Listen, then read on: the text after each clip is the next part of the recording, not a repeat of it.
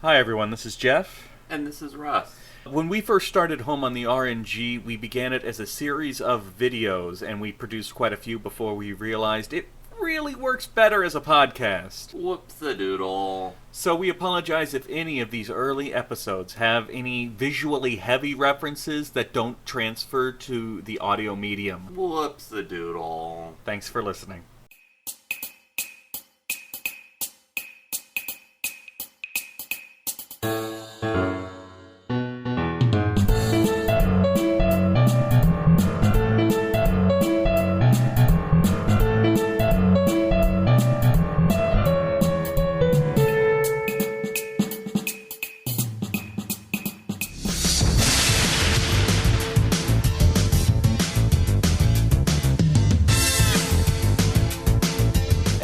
What's up? Welcome back to Home on the RNG.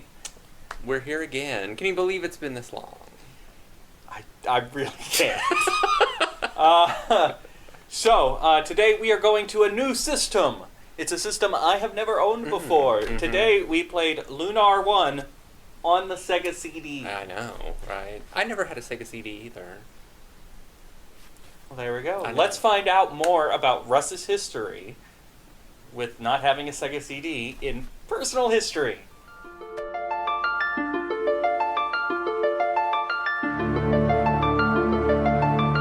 So this game is a little bit different than most of the other ones that we've played. I don't have a big personal history with this other than I think it was like Electronic Gaming Monthly. I kept seeing advertisements for this game back in the 90s, and I really wanted to play it, and I was really mad that it was not available for Nintendo, which was the only game system that I had when I was a kid, so I didn't play this version of Lunar until I was an adult, after I played the PlayStation remake of it. So I had experience with the PlayStation version first, then I went back and played the Sega CD version.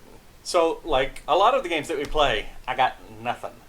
But I will point out that, like Russ said, there is a remake of Lunar 1. In fact, there's multiple remakes, but the remake for the PlayStation is apparently the basis for all of the releases that came after it. So there's a very strong possibility that if you've played Lunar, unless you played the Sega CD version, you played a very different game from what Russ and I have played for this review. So if it sounds like Russ and I don't know what the hell we're talking about because you know the game and that's not how the game is, we played the original Sega CD version, which is vastly different in some respects. So, that's all I've got.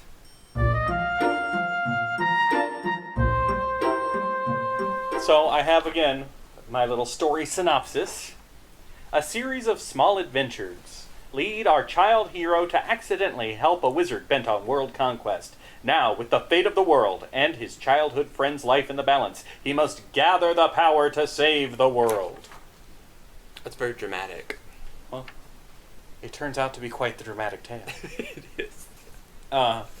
Before we get to the one issue I really have with the story, did you want to tell us about the characters? The characters are, the main character is Alex, a young man who idolizes Dragonmaster Dyne, who is a great hero from... Not really a great hero from the Legends, because it was only like 15 years ago. Yeah. He's a great hero who was like here last week. Yeah, he's a great hero who's like 40 now. But anyway, he idolizes Dragonmaster Dyne, and he wants to be Dragonmaster himself, so he sets out on an adventure with his best friend and his like adopted sister to go meet the White Dragon, which is the first step to becoming a Dragonmaster. And they get some poop from the dragon. They do. That's they get the first some dragon's poop diamonds. Yep. So a dragon diamond is just dragon feces. The dragon is a little confused as to why they want its poop, Yeah. but, you know, all right, take it. And then along the way, he meets a couple of wizards, and he meets a tomboy priestess, and a drunk Robin Hood-esque good thief guy. It's a really quirky cast of characters. The game is very funny. It relies a lot on humor. Yeah, it does have a pretty good sense of humor. And it's one of those games kind of like Lufia 2, I feel, that like it would be a really good anime series with just their little adventures in each town. And So we're gonna spoil the game for you now. If you don't want a spoiler, skip to the next section. But I have to talk about a problem I have with the plot. well, the game is only 25 years old. I know, but this really, if you haven't played this game, I recommend it now. If because it was really enjoyable. So that's the reason I'm mentioning the spoiler. Is normally I could care less whether or not you go out and play the games after we've played them and reviewed them, but this one I kind of recommend. But he does not recommend Chrono Trigger. No, I assume ever play that. I assume everybody's already played Chrono Trigger. The main issue I have with so the wizard who's the main villain was one of Dragonmaster Dyne's companions when they saved the world previously. Correct. Mm-hmm. His reason for turning evil and wanting to conquer the world is because Dyne sacrificed his life to save the world. And he was so upset at the loss of his friend's life that he decided to take revenge on the world. Except then we find out that Dyne isn't dead, he's been living in disguise. And then we find out the evil wizard knew that all along. The evil wizard knew he wasn't dead. Right. So why is he trying to take over the world? I completely understand where you're coming from. And that's, I completely understand. From what I understand, they changed that a little bit in the remake, and they make it more about him being upset at his friend Dyne being stripped of his power. In the remake, my take is that Galleon, the evil wizard, is in love with Dyne, kind of. Okay. Because in the remake, Dyne and Alfina, the goddess, want to be together. And so she decides to become human to be with Dyne, and he thinks that she's being a selfish witch for choosing like this one human man over all of her people that worship her. See, that makes and a lot more Galleon sense. also kind of wants Dyne himself. I mean, they call it best friends, but that makes a lot more sense think than Galleon's I'm kind going to of in love with destroy him. the world because it cost my friend his life, even though he's right over there. And it's like Galleon wants to become a new god, a new, like, wrathful, vengeful god that will lead the world. He also wants to enslave Luna because she's, like, the one that created this screw-up between him and his BFF. It makes way more sense in the remake. One other character thing I wanted to talk about real quick was when you first start the game, one of your companions is Ramos? Yes, Ramus. He's your friend growing up. He's kind of a nerdy fat kid. He wants money and adventure. So, me. Uh, me as a child. Okay. He wants money and adventure, and he kind of pressures you to go along on adventure. He leaves your party fairly early on because he gets what he wants. He gets the money and like, whoa, saving the world. Whoa.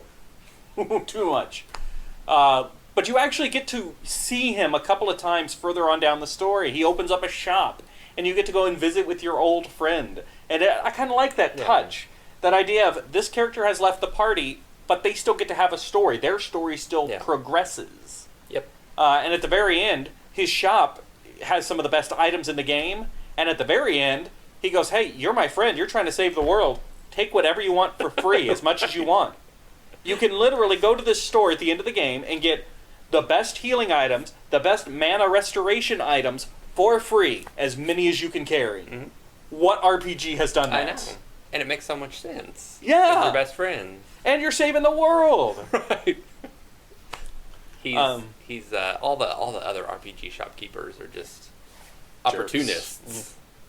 Did you want to say anything about Luna? Luna is the main heroine. And again, I have to talk about this version versus the PlayStation and other versions. So I played the PlayStation version first, and I really liked Luna. I thought she was a very well-developed character. She definitely had a story arc over the course of the game. In this version, she doesn't. She decides to leave Alex and not continue on his adventure very early in the game. She doesn't leave the little island that they live on. Where you have your first couple of adventures. So in this version, she's the terrible 1990s, I'm just a stupid girl getting in the way of the boys' fun personality. And that's like literally what she says, that I'm just going to stay home because I'm just the little girl that gets in your way, and then she gets kidnapped. So she doesn't really have the arc that she has in other versions where she gets to travel with Alex all over the world, and she doesn't have the boat song. So I've heard of the boat song. In the other versions, when she goes with Alex on the ship from the island to the mainland, she has this really neat song, because she's a singer. I mean, that's the whole thing, is that the goddess Althena has a beautiful voice, and is a great singer. So they start kidnapping all the singers around the world because they're trying to find the goddess. Right. And Luna has this really amazing reflective song on the ship. And none of that's present in this version. So Luna was better served in newer versions of this game. Did you have anything else, characters or story?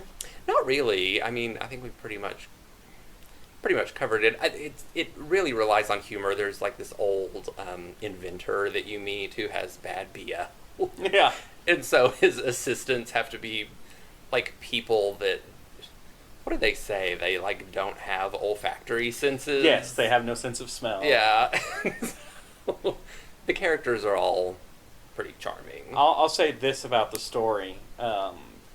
It did a really good job of pointing you in the right direction. It was very tightly written. I know I had an issue with the villain's motivation, but for the most part, I like the RPGs where they give you a sense of direction. Where should you go next? What should I be looking for? What should I be trying to do? And I feel like this game was pretty good about being upfront about, hey, somewhere to the west, I've heard, or hey, didn't we see a place that had a balloon like 3 cities ago? Yeah. I like not being left to fumble like a lot of these early RPGs will do, where it's like, I guess I just have to go everywhere in the world and find something that has changed. So I like the good story progression. So next, I guess we'll move on to combat system.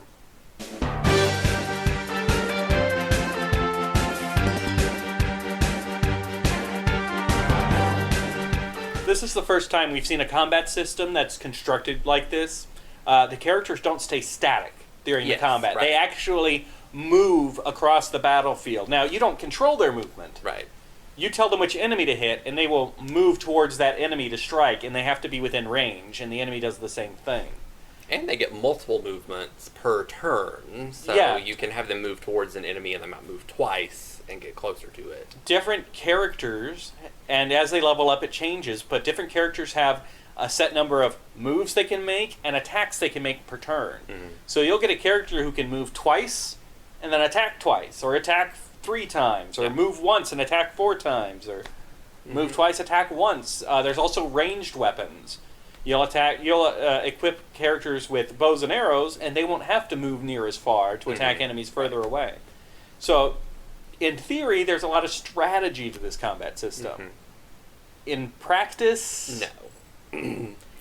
There's an AI option. Yeah, I was going to say, this is the first RPG we've played where I almost exclusively used the auto combat. And there's no reason not to, because you're going to be facing, in each area, you're going to be facing pretty much the same enemy party in each battle. You can set up what you want your characters to be as their AI command, and then you can just spam AI. Yeah, which is still kind of a strategy in its own right, and it makes, the thing that I love about the combat is that it's so fast. Yeah. I mean, for a game with random battles, each battle is really quick. And I did not use the AI for boss fights. No. Because there you actually do want to use a little bit of strategy, keep them away from this character, lure them over here. We did not mention Alex's best friend, Null. Oh, Null. Alex has a flying cat. The flying cat does not participate in combat, but is always with your party. Instead of dying, a character gets teleported out by the flying cat. Right. So there is no death, there is no resurrection. What happens is, whatever your HP was when you were dealt the killing blow, that's your HP after the combat is over. And in fact, most of the characters, when their HP gets low enough, they start recovering a little bit every turn. Now, if all your characters get teleported out, that's game over. Yeah. In order to use items in combat, you have to actually equip those items. And you have... Every character has a limited inventory. Or no, there's a group limited inventory. There's a group, yes. But every individual character has a limited inventory that includes armor and shields and whatever items you may want them to use. So it's very tight trying to figure out, do I want to equip everything I can on a character, or do I just want them to haul all my healing items into battle? There's some inventory management. It's an odd, and it's different than anything I really remember, especially equipping equipment is different than I've seen in any other game, because you just add things to their inventory. And that's how they equip them. Yeah, if it's... And you don't really know how much it improves stats. Which I always hate. Yeah, you can't tell that at stores, you can't tell at shops, you have to just use the rule that if it's more expensive, it's gotta be better. You also have no way to know what spells or items do, because they've all got weird names, until you try it out. And even some of the spells, I had to go online to find out what they were doing. Because there's one of Nash's spells that I think paralyzes enemies. Maybe there's a chance of it. Well, I was even thinking about the ones that boost attack. Oh, yeah. Well, if you call it courage, and she casts courage, which is not what it's called, but I forget what it is, but it's that vague. And then a little light shows up around all your characters. What happened? Right. They all lit up for a second. Hold on. Wikipedia? Yeah. What does this spell do? So... the spell Magic Box? Does that raise your magic power, I'm assuming? That's I didn't the thing. look them all up. If your RPG is going to come up with unique names for items and spells, and that's fine, you need to include some kind of system so we know what the hell they are. If you're not going to call it Fire 1, 2, and 3, then tell me what the hell it is. Yeah. Is Lightning Ball better than Lightning Wall? They both send out a lightning attack. Which one am I supposed to be using? And the game does something that's kind of helpful, sort of, where whatever magic spell that person cast last goes to the very top of the list. That's useful. I would say that it's totally not useful. Except, then it starts to mix up, especially Nash has like five spells that start with the word lightning. Some of them attack everybody, some of them attack one person. Start with the word thunder. Is it thunder? All of his spells start with the word thunder. So you get 7 or 8 thunder something. And some of them attack everybody, some of them attack one person, and they get progressively more and more powerful. And even that would kind of be okay, except, like I said, if you use this one here in the middle, now it's at the top. Good luck guessing which is which now. They're now in no order at all. I didn't like it because I use so much muscle memory, so I would find myself, going to my, because it remembers your last action. Yes. So, if you've selected magic your last turn, it picks magic for you again. But with muscle memory, I would think, okay, I need to go 3 down. I had that problem a couple of times, too. And then I would select something random, and that happened to me all through the game. So I would not say that's helpful in the least. I think the idea is useful in concept if your character has one spell that you like to use all the time. But in practice, again, like the combat was strategic in theory. This was helpful in theory. At least it was fast. I keep going back to that. At least it's fast. It so did not bog you're down. 5 minutes on every battle. Yeah, high encounter rate didn't bug me so much because the battles did go fairly fast, especially with auto combat. And it made it easy for grinding and Although there was a bit of grinding, but it wasn't excessive. Yeah, I did grinding for money more than I did for experience. True. Yeah, you end up grinding for money. Super expensive late in the game. But let's go ahead and move on to, unless you got something else for combat? No, we're good. Innovations.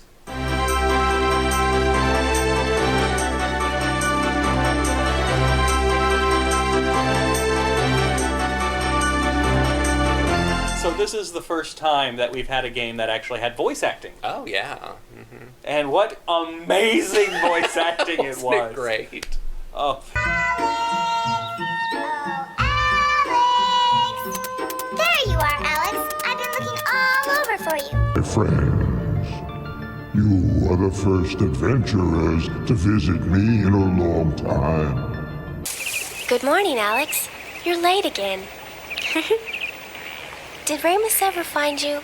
What's sad is I saw people online talking about how great the voice acting was, and I'm like, what were they playing? Just the fact that it existed at the time. No, and I'll grant you that. Cool. Like, It's not great voice acting, but it's impressive that it had voice acting. I think they, and this is not me like making fun of it, I think it's really true that they just kind of used people that were on the staff and like hanging around the office. And I'll tell you this, from my knowledge of like the Sierra adventure games, when games first went to CD and they had that much more room, they actually started to include voice acting, but nobody realized how important it was to get professional. So they did that too. Yeah. One of the first voice acting games was King's Quest V, and they really did just grab people from around the office. Like, okay, you voice the main character, you'll voice the obnoxious owl. And anybody who's played King's Quest V knows what a hit and miss thing that was. I would play the obnoxious owl. Anyway. He has a famous line, "A poisonous snake!" Graham, watch out! A poisonous snake! I could do that. I know you could. In fact, this entire game is very anime. Oh, yeah. Very anime. Definitely. It has little cutscenes. Kind of like Phantasy Star 1 did. Yes. And almost of the same quality visually. Yeah. Mm-hmm. Which I found very weird. I never owned a Sega CD. I always thought that they were impressive, or they would be impressive. Mm-hmm. I didn't see anything in this game that you couldn't have done on a Super Nintendo except the voice acting. Yeah. That's true. Like the graphic qualities of the cutscenes and everything. And Phantasy Star 1 was on the Master System. Mm-hmm. And the picture quality overall was not that much better. Yeah. So I was a little disappointed, and that's just my own expectations. I thought, I wonder what they'll do with a Sega CD. Well, they'll make a Super Nintendo game and throw in some voice acting. Right. Basically. With music that also, has to reset. Yeah. We'll get to that when we get to the music. Also, speaking of Phantasy Star 1, Flying Cat again. Yeah. Very Phantasy Star 1. Mm-hmm. So, Russ, this is going to be your little area to shine. I found the translation a bit odd in places. Yeah, certainly. Did you want to tell me why it was a bit odd in places? Because it was translated by Ted Woolsey, or Woosley. I can't remember if it's Woolsey or Woosley, ever. But it was full of Woolseyisms. Pop culture references. Yes, it's full of, called Woolseyisms, because that's the way he translated a lot of prolific games in the 90s. So there's references to Wheaties, there's a kid that talks about eating his Wheaties, and he's going to grow up big and strong, and there's, in the singing village... I think there's a Don't Leave Home Without It. Yes, in the singing village, they talk about how Galleon's favorite song is an ABBA song or something. There's a joke about coming out of the closet, that Galleon is coming out of the closet as the Magic Emperor. And it's my understanding that the original game did not have that sense of humor. This is the original game. No, the original translation in Japanese. Oh, correct, because that's what Ted Woolsey did. He injected humor that didn't belong. He is the one that did the in Final Fantasy VI, the Kefka, "Do I look like a waiter to you?" I mean that's just what he did in games he translated. Because there were like, as you pointed out, some of the pop culture references really struck me as odd. And sometimes, if I remember correctly from the making of DVD that came with the PlayStation version, they talked about how some of those, like the Wheaties reference, was used in place of jokes in Japanese that didn't make sense in English. Okay. And it was something like it was some joke about like a baseball and a frog or something, and those words sound the same in Japanese. And it was like a pun, but it would make absolutely no sense in English. So he just threw in a Wheaties reference? So he threw in, like, pop culture references wherever there would be some kind of Japanese pun. Fair enough. Or something that would make no sense. I will give the game credit for this. It was very easy to tell who could and couldn't equip new items from the store. Oh, yeah. Because you'd have your list of characters up at the top, and they made it very clear, him, and him can do a sword, her and her can do the shield. So I appreciated that, but like Russ mentioned earlier, no way to tell which items were better than others until you... Just the pride. You had to equip them and look at the stats afterwards. So it's probably pretty good. There are no inns in this game. There is no place where you pay money to sleep and recover health. You recover your health at rocks on the world map, and you recover your magic at other rocks on the world map. Right. Luckily, the game is fairly generous with them. It's really generous with the HP ones, and then it's somewhat... Usually the magic restoring ones are always right before the next dungeon. Yeah. You can also recover at Shrines of Althena, And there's like a wizard in the magic city of Vane that will recover. Speaking of dungeons, though, you can save the game in a dungeon. Yeah.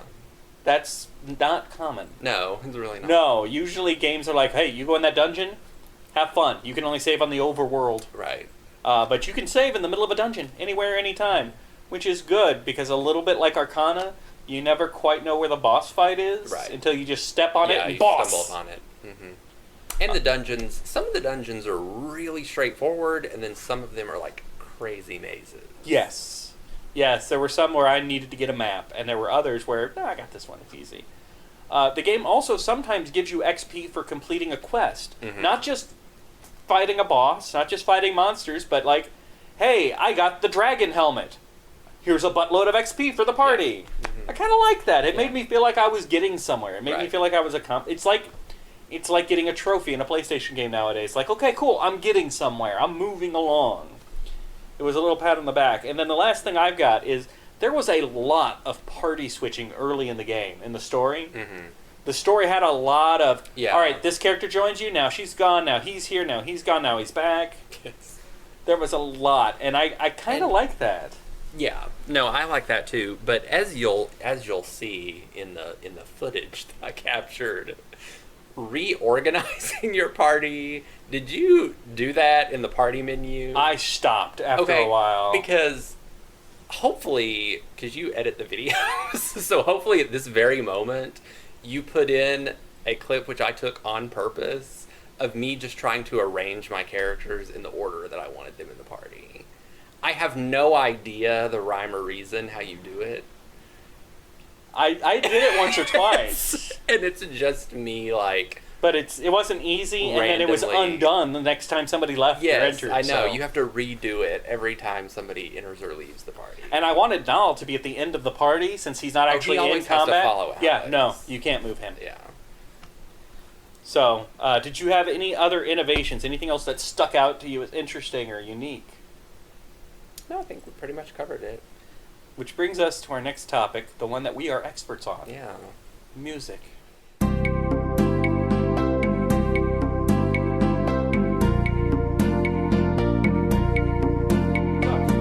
We are musical experts. You came here to hear about the Yeah, music, and you came clearly. to the right place. Because we are all about that music. We're all about that bass. Copyright.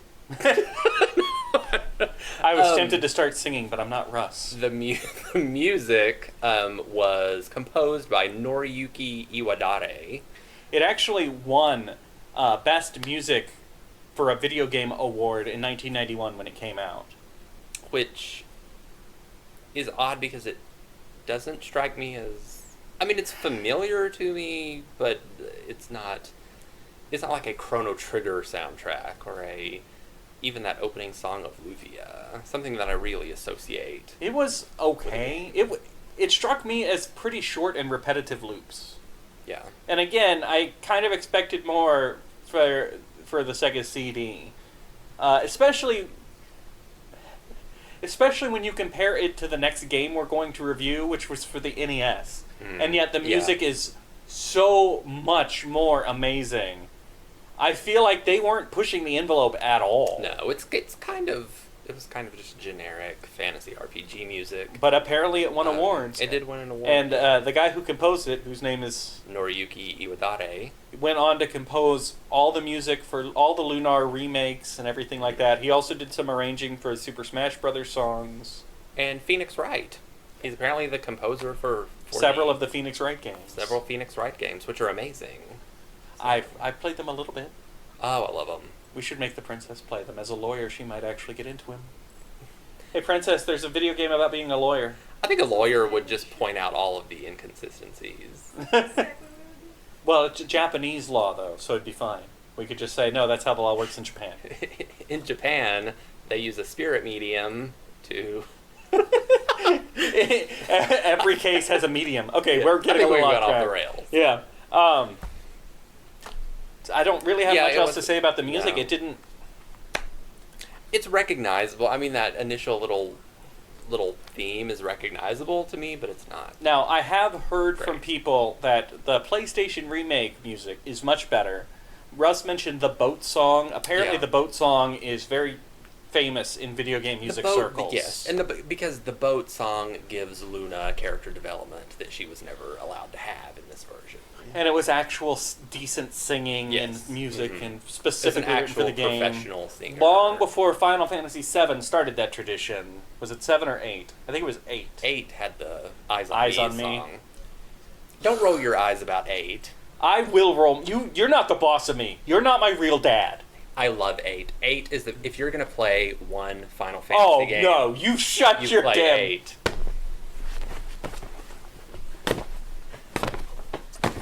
Don't listen to him, kids. He's trying to lead you down the path of temptation to evil and wrongness and unhappiness. Play 8 and then 12. 4.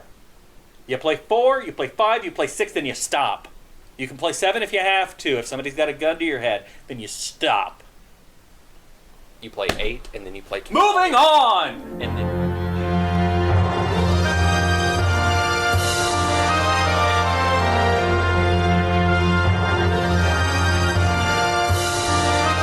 overall, I would give this game an A minus. And the minus just comes from the few technical flaws that we discussed. The lack of a real strategy in the battle system, and just some user unfriendly options for, determining the strength of items and what the different spells do. Other than that, the story is great. The characters are great, even though Luna didn't really get her due until the remake. But this really is a classic JRPG for a reason. There's a reason that it has been remade on so many different platforms. So I think it definitely deserves an A with just a few points off for some technical issues. Overall, I just found playing this game to be a very pleasant experience. I was trying to quantify it as I was playing it, but there was something soothing and pleasant about playing through the game. The characters were good. The combat, like I said, I switched it to auto combat. But, I don't know. I enjoyed the game, apart from the technical difficulties we talked about. My pet peeve about not knowing what items are good, not knowing what spells do. I'm torn between giving it an A minus like Russ did and a B plus. Just to be different from Russ, I'm going to give it a B plus, but I'd still overall recommend it. In fact, it's the kind of game I may myself play again just because it was that enjoyable an experience. So that was Lunar 1. Yay! I had a good time. I really did. Like I said, I can picture myself just playing it in the future for fun. Yeah. Which has not been true of a great number of the games that we You have don't played. just pop in Arcana whenever you've had a rough day. Never again. Okay. Never again. So if you want to play Lunar, Russ, where could they play Lunar 1? You have a lot of options. You can play this Sega CD version. You can play the version on the PlayStation 1. If you don't already have it, it is like finding a needle in a haystack. You can play it on your iOS device. I don't know if there's an Android version, but look into it. There is a Game Boy Advance version, and there is a PSP version. See, I shake my hand at Game Boy Advance, but really, there's nothing that the Sega CD version did that the Game Boy Advance couldn't. And just note that the Sega CD version is drastically different than all the others. Yeah, the version we played the is character. fairly it unique. has the same characters and it has generally the same plot, but the order of events and dungeons and are all totally different. Yeah, I did end up looking at a walkthrough at one point that was comparing all the different versions, and man. Yeah. So, next up, we are playing a game that really we're just playing it so we can get to the sequel one day. Yeah. Join us next time as Russ and I play the prelude to our favorite video game of all It's the time. little brother of the best game ever made. We'll be talking about Mother 1. Mother 1 Or / Earthbound 0 / Earthbound Beginnings. Beginnings. So, we'll see you next time. Bye.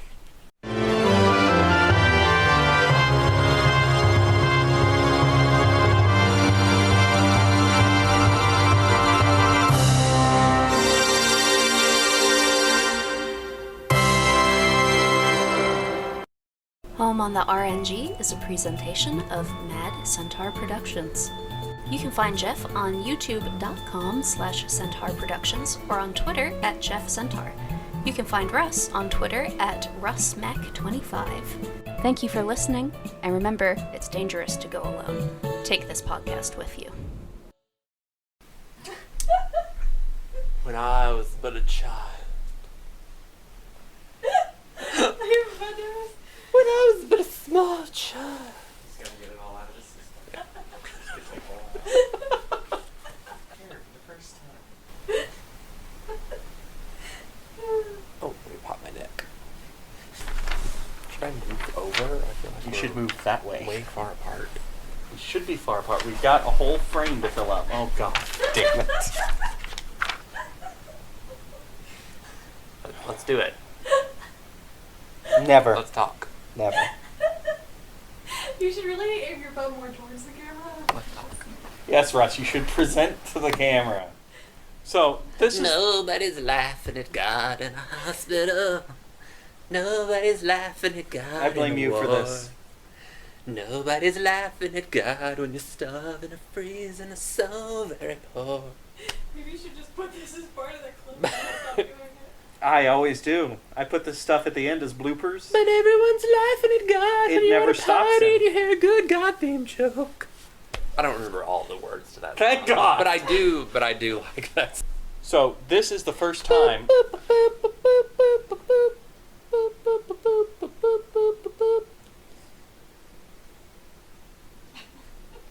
I feel numb.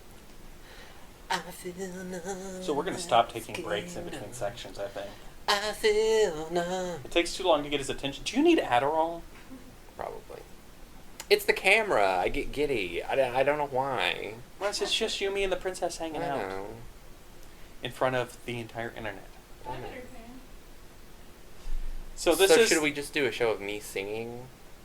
Dear God, no. I can sing DuckTales. Woo! I watched the new DuckTales. So this It was good. David Tennant does Scrooge's voice. I know. David Tennant and Kate McCucci is Webby. Don't you like Kate McCucci? I do. I love her.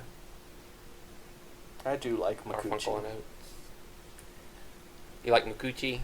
I like Makuchi. Yeah, I do too. We should do that. We should make up little songs. Can you play the guitar? No. I can sing. You can play the drums. I can sing great. I don't have any drums. I can't play the drums. I don't have any. You can make them. So this is the first time...